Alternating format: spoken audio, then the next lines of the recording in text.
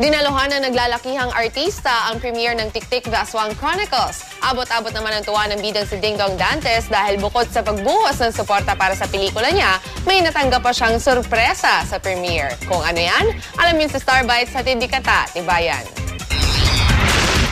Sorry na nga ako sa'yo. Yan, hanggang sorry ka lang naman eh. Makapanindig balahibo ang bawat eksena ng sinasabing pinakamalaki at pinakaabangang horror movie ng taong ito. Tulang ko na talaga to Bakit mo, ha? Ang Tick-Tick The Aswang Chronicles. Sa red carpet pa lang, kita sa pagrampa ng cast at crew ang pagiging proud sa pinaghirapang pelikula. Kabilang sa mga dumalo sa premiere, sina LJ Reyes, Ramon Bautista, Joey Marquez, Janice de Belen, Roy Vinson, at syempre, ang mga bidang sina Dingdong Dantes at Lovie Poe. Ipinagmalaki nila ang pelikulang ginastusan ng 80 milyong piso at inabot na 1 taon ng editing. Uy, ikaw yung lalaki na kabuntis sa anak ko? Lahat kasi na eksena, kinunan sa chroma at green screen. At nilagyan lang ng computer-generated images. Ako, I was so impressed.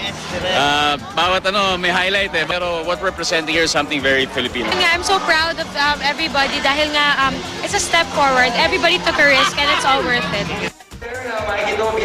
Present din ang producer na si Dondon Monteverde, Direk Eric Mati at GMA Films President Annette Gozon Abroga. I think this will be a groundbreaking movie for Philippine cinema.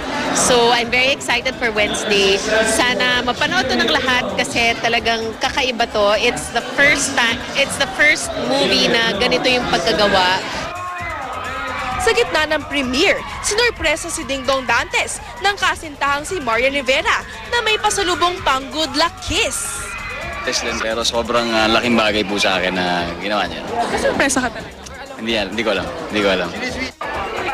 Ano naman kaya ang masasabi ng mga nanood sa premiere? Ang ganda-ganda, may part 2 pa. Ulitin! Ang ganda! Sobrang ganda ng movie and nakaka-proud na tayong mga Pilipino kaya makagawa ng ganitong klaseng pelikula. Mapapanood na sa mga sinihan ng Tick-Tick The Aswang Chronicles simula sa Miyerkules, October 17. Katatibayan, GMA News.